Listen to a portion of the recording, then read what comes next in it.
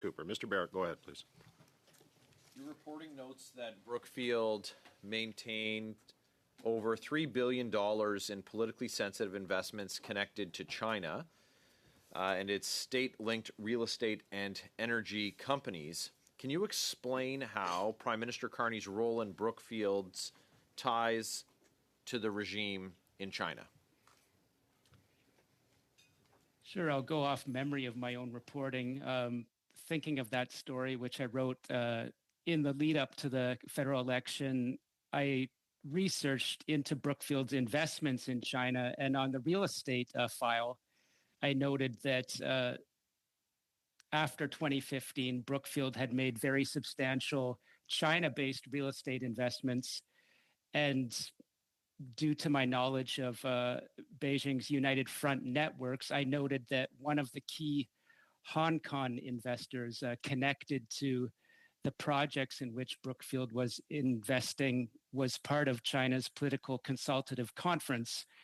That was important to me because the Central Intelligence Agency notes that people on that high-level Chinese communist entity are involved, the CIA says, in Beijing's sort of global United Front networks. That's how the Chinese Communist Party brings influential people together. So I noted in my reporting that for Brookfield to get access to that same type of investment project on a major real estate deal in China, together with a very elite Hong Kong real estate tycoon, certainly in my learned opinion, it would take a special kind of access to get that kind of deal.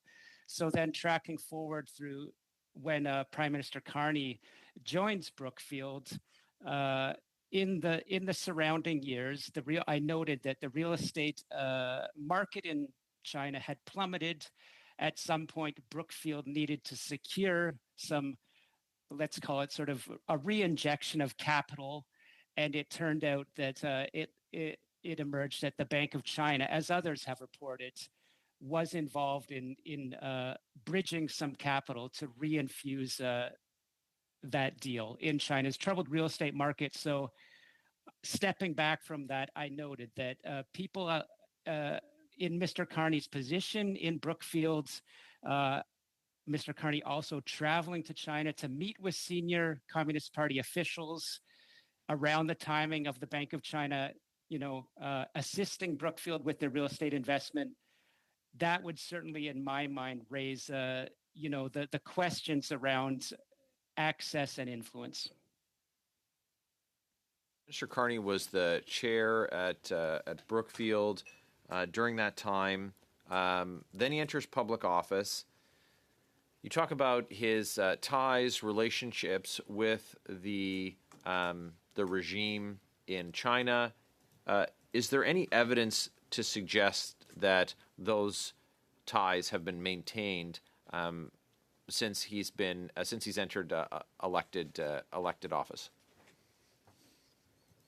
Well, in my research focusing on Brookfield, which is the nature already in previous testimony, I heard Brookfield and Mr. Carney's 103 potential investment vulnerabilities come up.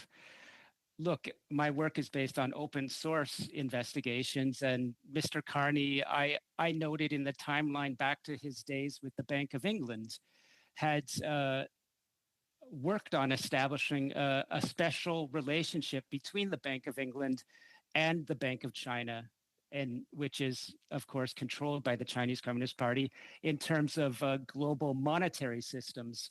So I felt that was important as a researcher. Through the years, Mr. Carney, when he joins Brookfield, prior to entering politics, repeatedly travels to Beijing and meets with senior officials, including President Xi Jinping. And I noted that for business persons at that time of Mr. Carney's stature to appear with Xi Jinping, again, as China's economy is in need of foreign investment, and while investments into China are becoming more dangerous in the view of some Western capitalists, having Mr. Carney be in those meetings, I do think is important. And you could say, fairly is beneficial to Xi Jinping, as it would be beneficial to Mark Carney, the business person, in his time at Brookfield.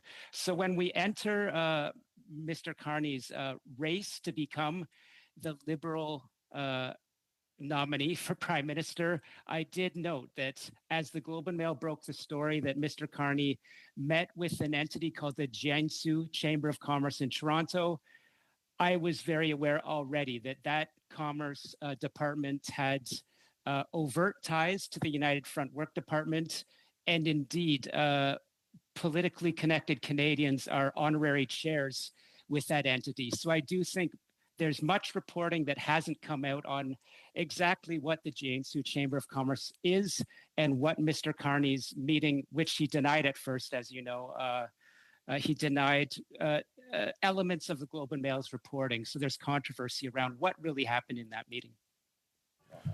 Unfortunately, I'm out of time. I appreciate your answers. Thank you, Mr. Barrett. Monsieur Sarré pour 6 minutes.